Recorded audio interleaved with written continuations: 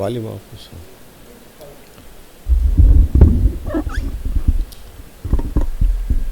ప్రభునందు ప్రియులారా, ఈ ఉదయకాల సమయంలో మీకు వందనములు తెలియజేస్తూ ఉన్నాం.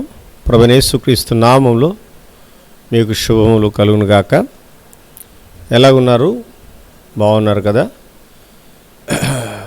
దేవుడు మరి గత దినాల్లోనూ రాత్రంతా మనకు మంచి కాపుదలిచ్చి క్షేమమిచ్చి నడిపించినందుకు మనం దేవునికి ఎంతైనాను కృతజ్ఞులమైనాం. ఈ ఉదయకాల సమయంలో మిమ్మల్ని కలుసుకోవడానికి దేవుడు నాకు ఇచ్చినటువంటి ఈ యొక్క మంచి సమయాన్ని బట్టి, కృపను బట్టి దేవునికి మరొకసారి కృతజ్ఞతావందనాలు చెల్లిస్తున్నాం. ఒక మాటను మన ఉదయకాలం చదువుకుంటాం.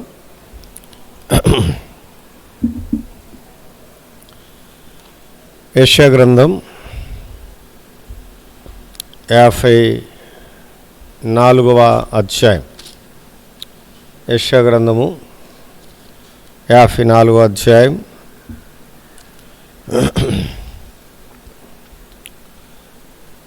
11వ వచనాన్ని మనం చదువుకుంటాం. 11వ వచనాన్ని చదువుకుంటాం. ప్రయాసపడి గాలివాన చేత కొట్టబడి ఆదరణ లేక ఉన్నదానా, నేను నీలాంజలములతో నీ కట్టడమును కట్టుదును, నీలములతో నీకు పునాదులు వేయుదును, మాణిక్య మణులతో నీ కోట కొమ్ములను, సూర్యకాంతములతో నీ గుమ్మములను కట్టుదును, ప్రశస్త రత్నములతో నీకు సరిహద్దులు ఏర్పరచుదును. చాలు. ప్రభువునందు పిల్లారా, ఈ ఉదయకాల సమయమున దేవుడు ఒక శ్రేష్టమైనటువంటి వాగ్దానాన్ని మన ముందుకు తీసుకుని వస్తున్నాడు. ప్రయాసపడి గాలివాన చేత కొట్టబడి ఆదరణ లేక ఉన్నదానా అంటున్నాడు. అంటే మరి గాలివాన చేత కొట్టబడి ఆదరణ లేక ఎన్నో ప్రయాసలతో మనం ముందుకు వెళుతున్నాం.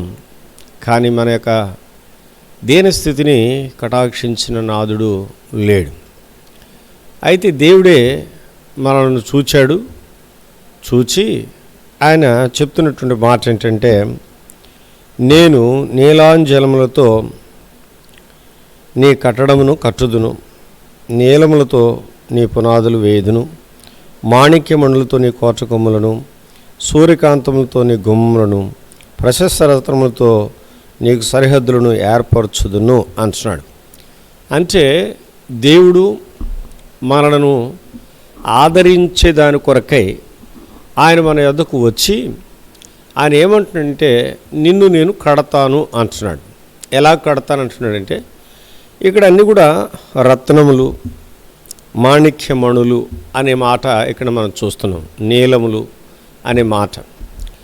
అయితే ఒక మాటతో మనం చెప్పాలంటే, నిన్ను నేను విలువైనటువంటి రీతిలో నిన్ను కడతాను అంటున్నాడు.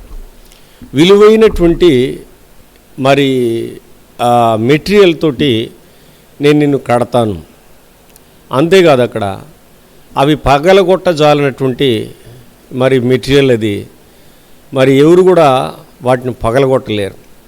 అంతేకాదు, అవి అగ్ని కూడా వాటిని కాల్చలేవు. అంటే నీవు ఈ లోకంలో మరి అత్యధికమైనటువంటి విలువైన వ్యక్తిగాను, నీవు ఈ లోకంలో ఎవరు పగలగొట్టనటువంటి పటిష్టమైనటువంటి వ్యక్తిగాను, అంతేకాకుండా నీవు మరి ఈ లోకంలో ఎలాంటి అగ్ని నీ మీదకి వచ్చిన, అగ్ని లాంటి పరీక్షలు వచ్చిన కాలిపోయినటువంటి రీతిలో నేను నిన్ను కడతాను అంటున్నాడు. పిల్లారా, ఎంత గొప్ప ఆశీర్వాదం! నీవు అనేక రీతిలుగా కొట్టబడి ప్రయాసపడి ఆదరణ లేక కృంగిని స్థితిలో ఉన్న నన్ను దేవుడు ఏమంటున్నాడంటే, జ్ఞాపకం చేసుకొని నేను కడతాను అంటున్నాడు. అంటే అత్యధికమైనటువంటి విలువ కలిగినటువంటి రీతిలోను, అత్యధికమైనటువంటి మరి పటిష్టమైనటువంటి వ్యక్తిగాను, అత్యధికమైనటువంటి మరి నశించిపోయినటువంటి అగ్ని కూడా నిన్ను కాల్చజాలని రీతిలో నేను కడతాను అంటున్నాడు. అంటే ఎవరును నిన్ను పడగొట్టలేరు, ఎవరు నిన్ను మరి ఎదిరించలేరు అన్నటువంటి రీతిలో కడతానంటున్నాడు. అంతేకాదు 17 వచనం అంటున్నాడు, నీకు విరోధముగా రూపించబడిన ఏ ఆయుధము వర్ధిల్లదు అని స్పష్టంగా చెప్తున్నాడు. అంటే నీ ఎదుట ఏ మనుష్యుడు నిలవలేడు, ఏ ఆయుధము నిలవలేదు అని దేవుడు సెలవిస్తున్నాడు. అంతేకాదు రెండవదిగా మీరు చూసినట్లయితే ఇక్కడ ఏమంటున్నాడంటే చూడండి, 14వ వచనంలో మనం గమనించినట్లయితే, నీవు నీతి గల దానిపై స్థాపించబడదు, నీవు భయపడనక్కర్లేదు, బాధించు వారు నీకు దూరంగా నుందురు, భీతి నీకు దూరంగా ఉండును, అది నీ దగ్గరకు రానేరదు అంటున్నాడు. రెండవదిగా మనం గమనించినట్లయితే నీవు నీతి గల దానిపై స్థాపించబడతావు అంటున్నాడు. అంటే నీ మీద నేరారోపణ చేయలేటువంటి రీతిలో నేను కడతాను అని, అంటే నేను నీతిమంతుడుగా నీతిమంతురాలుగా చేస్తాను అంటున్నాడు. మూడవదిగా చూస్తే అంటున్నాడు అక్కడ, భీతి నీకు దూరంగా ఉంటుంది, అది నీ దగ్గరకు రాదు అని చెప్తున్నాడు మూడవదిగా. నాలుగవదిగా మీరు గమనించినట్లయితే నీ పిల్లలందరూ యెహోవా చేత ఉపదేశం నందు 13వ వచనం, నీ పిల్లలకు అధిక విశ్రాంతి కలుగును అంటున్నాడు. నీ పిల్లలందరూ కూడా మరి దేవుని చేత ఉపదేశము నొందుతారు, అంటే దేవుని యొక్క ఆలోచన ప్రకారము నడుచుకునేటువంటి వారుగా నిన్ను నీ కుటుంబాన్ని దేవుడు తీరుస్తానని 4వ మాటను జ్ఞాపకం చేస్తున్నాడు. ప్రియులారా, ఇది ఎంత ఆశ్చర్యకరమైనటువంటి సంగతి. సాతాను యొక్క ఆ ఆధీనంలో ఉన్నటువంటి మనలను, వాని యొక్క మరి ఆలోచన చొప్పున నడిపించబడుతున్నటువంటి మనలను దేవుడు ఏమంటున్నాడంటే, నీ పిల్లలు దైవికమైనటువంటి ఆలోచన ప్రకారం నడుచుకునేవారుగా నేను నీ కుటుంబాన్ని దైవికమైనటువంటి రీతులు నడిపించేటువంటి విధానాన్ని దేవుడు నీకు అనుగ్రహిస్తానని జ్ఞాపకం చేస్తున్నాడు. చివరికి 5వదిగా మనం చూసినట్లయితే నీ పిల్లలందరికీ అధిక విశ్రాంతి కలుగును, నీ పిల్లలకు అధిక విశ్రాంతి కలుగుతుంది అని చెప్పేసి అంటున్నాడు.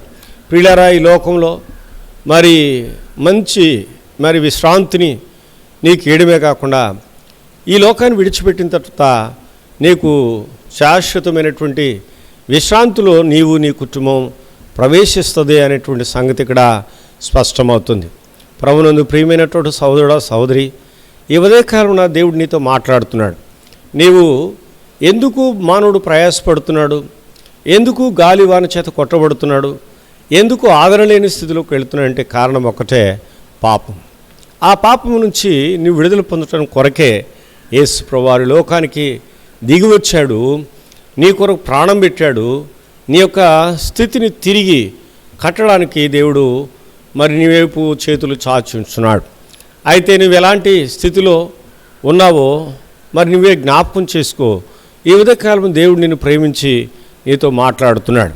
నీవు ఒక్కసారి ఆయన వైపు తిరిగి, ప్రభువా నన్ను కూడా జ్ఞాపకం చేసుకో, నా పాపములను క్షమించు, నీ రక్తంతో నన్ను కడుగు, నీ విడగా నన్ను అంగీకరించు, నా హృదయంలోకి మీరు రండి, నన్ను కూడా నిర్మాణం చేయండి విలువైన రీతిలో, మరి అత్యంతమైనటువంటి పటిష్టమైన రీతిలో. అలాగే ఏ అగ్ని కూడా నన్ను ఏది నశింపజేయనటువంటి రీతిలో నన్ను మీరు కడతానని చెప్పారు కదా, అట్లా మీరు కట్టండి. నీతిగల దానిగా చేస్తానన్నారు కదా, అలాగ నన్ను మరి నీతిమంతుడుగా చేయండి. అలాగే నాకు భీతి దూరం అవుతుందని చెప్పారు కదా, భీతి భయములన్నిటి నుంచి నన్ను తప్పకుండా విడిపిస్తారని నమ్ముతున్నాను. నాకు సహాయం చేయండి. నా పిల్లలకు, నా కుటుంబానికి నీవే ఉపదేశం చేసి నడిపిస్తానన్నారు కదా, నడిపించండి. నా పిల్లలకు అధిక విశ్రాంతిని మీరు అనుగ్రహిస్తానని చెప్పారు కదా ప్రభువా, మీరు ఇటు ఆశీర్వాదము మీరు నాకు అనుగ్రహించండి అని చెప్పి ఈ ఉదయకాలం నువ్వు ప్రార్థన చేసినట్లయితే దేవుడు తప్పకుండా నీ ప్రార్థన అంగీకరిస్తాడు. నీవు తప్పకుండా ఈ ఆశీర్వాదాలన్నీ కూడా నీకు కలుగుతాయి. దేవుడు ఆ రీతిగా నిన్ను, నీ కుటుంబాన్ని, నీ పిల్లలను సమృద్ధిగా ఆశీర్వదించునుగాక. ఆమేన్. ప్రార్థన చేసుకుంటాం. తలలు వంచండి. ప్రేమగల తండ్రి, దయగల ప్రభువా, నీ పాదాలకు స్తోత్రములు.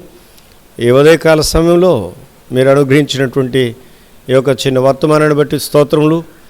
ఎవరైతే విన్నారో వారిని జ్ఞాపకం చేసుకోండి, ఆదరించండి, ధైర్యపరచండి, వారి యొక్క గాయములను కట్టండి ప్రభువా. వారిని విలువైన రీతిలో వారిని నిర్మాణం చేసి ప్రభువా, వారికి కావలసినటువంటి ఆశీర్వాదాలు మీరు దయచేసి నడిపించి మాయం పొందమని వేడుకుంటూ ప్రభువా, కృపయమని విన్న వారిలో కార్యం జరిగించమని యేసుక్రీస్తు వారి ప్రశస్తమైన నామములో ప్రార్థించి వేడుకుంటున్నాను తండ్రి. ఆమేన్.